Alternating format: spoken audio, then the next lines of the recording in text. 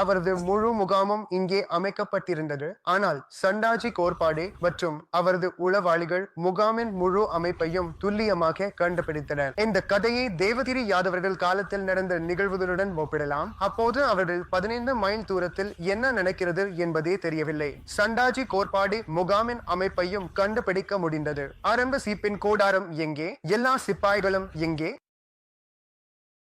இரவு முழுவதும் இருளில் அவர் உள்ளே நுழைய முடிந்தது. அவரை ஒரு காவலர் நிறுத்தினார்.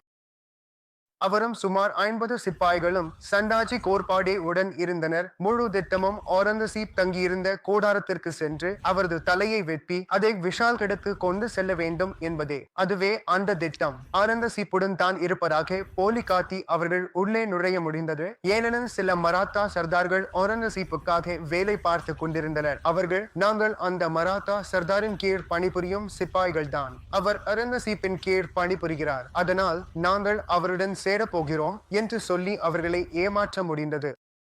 உள்ளே நுழைய முடிந்தது. காவலர்களை கொன்று விட்டார்கள். துரதிருஷ்டவசமாக அந்த நேரத்தில் ஒரங்கசீப் தனது கூடாரத்தில் இல்லை. ஆனால் சாந்தாஜி கோர்பாடே அவரது கூடாரத்தின் கயிறுகளை வெட்டிவிட்டு முழு பேரரசு கூடாரத்தையும் கீழே விழச் செய்தார். நாம் பேசுவது 500 மீட்டர் நீளமுள்ள கூடாரத்தை பற்றிதான். பேரரசு கூடாரத்தை கீழே விழச் செய்தார். அந்த கூடாரம் ஒரங்கசீப்பின் கூடாரம் என்பதை காட்ட அதன் மேல் தங்க தொங்கல்கள் பொருத்தப்பட்டிருந்தன. சாந்தாஜி கோர்பாடே அந்த தங்க தொங்கல்களை வெட்டினார். இதற்கு பிறகு இயற்கையாகவே பெரிய அலாரம் எழுந்தது. ஏனெனில் அவர்கள் முழு பேரரசு கூடாரம் கீழே விழும் காட்சியை பார்த்தார்கள். அவர் உயிருடன் தப்பித்து சிங்காகட்டை அடைந்தார். சுமார் சில மணி நேரங்களில் ஒருவேளை குதிரையில், அது சின்கட்காடு என்று அழைக்கப்படும் ஒரு கோட்டை. அவர் சின்கட்காட்டின் அடியில் தங்கினார். கோட்டையின் மேல் ஏறி மேலே தங்கவில்லை. சாந்தாஜி கோர்பாடே அந்த தங்க கம்பிகள் கையில் சின்கட்காட்டின் அடியில் தங்கினார்.